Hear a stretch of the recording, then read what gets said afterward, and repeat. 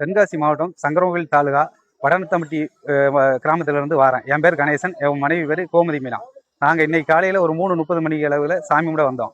சண்முகலாஸ் வழியாக எல்லாரும் அலோவ் பண்ணி உள்ளே போயிட்டு இருந்ததுனால எங்களையும் சாமி கும்பிட விடுவாங்கன்னு நாங்கள் உள்ளே போனோம். உள்ளே போனால் அர்ச்சகர் வந்து ஒரு ஆளுக்கு 5000 ரூபா கேட்டாப்புல. நான் என்ன பண்ணோம்னா எனக்கு அவ்வளோ காசு இல்லை அப்படின்னு சொன்னதும் ஆளுக்கு 2000, 4000 ரூபா வாங்கிட்டு உள்ளே விட்டாங்க.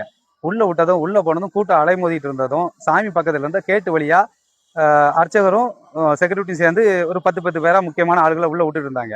அப்போ நான் என் மனைவி கன்சீவாக இருக்காங்க, கொஞ்சம் எங்களையும் அலோவ் பண்ணுங்கன்னு கேட்டதுக்கு நீங்கள் எக்ஸ்ட்ரா பணம் தந்தா தான் நாங்கள் உள்ளே விடுவோம்னு சொன்னாப்புல. அப்போ நாங்கள் எக்ஸ்ட்ராலாம் பணம் கொண்டு வரலைன்னு சொன்னதுக்கு அப்போ சூப்பரண்ட்டை போய் லெட்ரு வாங்கிட்டு வாங்க, பிஆர் ஆஃபீஸ் போய் லெட்ரு வாங்கிட்டு வாங்கன்னு சொன்னதும், இல்லைன்னா எங்களால் அந்த மாதிரி அலைய முடியாதுன்னு சொன்னதும், வேறு ஏதாவது வழி இருந்தால் சொல்லுவேன்னு சொன்னதும், ஒரு கேட்டை திறந்து இதுதான் வழி, நீ கோயிலை விட்டு 2 பேரும் வெளியே போங்கன்னு எங்களை வெளியே அனுப்பி விட்டாங்க.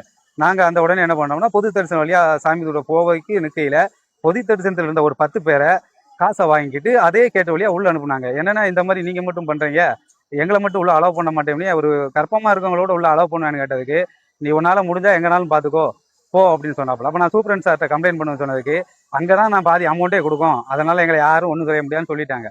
அப்போ நாங்கள் உடனே இதை என்ன பண்ணோம்னா பிஆர் ஆஃபீஸுக்கு கம்ப்ளைண்ட் பண்ண வந்தோம்.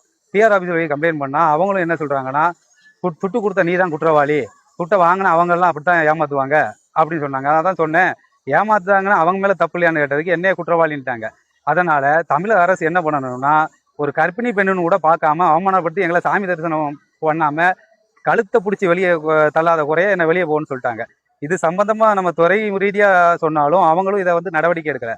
அதனால் இதுக்கு முன்னாடி இருந்த அரசாங்கம் தான் இந்த மாதிரி மோசடியில் ஈடுபடுதுன்னா, தமிழகத்தில் புதிதாக தொடங்கப்பட்ட அரசாங்கமாவது இது நல்லபடியாக கண்டு கொண்டு எல்லா மக்களும் பயன்படுத்த மாதிரி இந்த கோயில் நிர்வாகத்தை சீர்திருத்தி கொண்டு வரணும். என் மனைவி மட்டும் இல்லை, இதை நாங்கள் இன்னைக்கு வெளியில் சொல்றோம். இதை சொல்லாத எத்தனையோ மக்கள், பாவப்பட்ட மக்கள் கஷ்டப்பட்டு அழுதுகிட்டு தான் அந்த கோயிலுக்கு போகிறாங்க, வெளியே போகிறாங்க.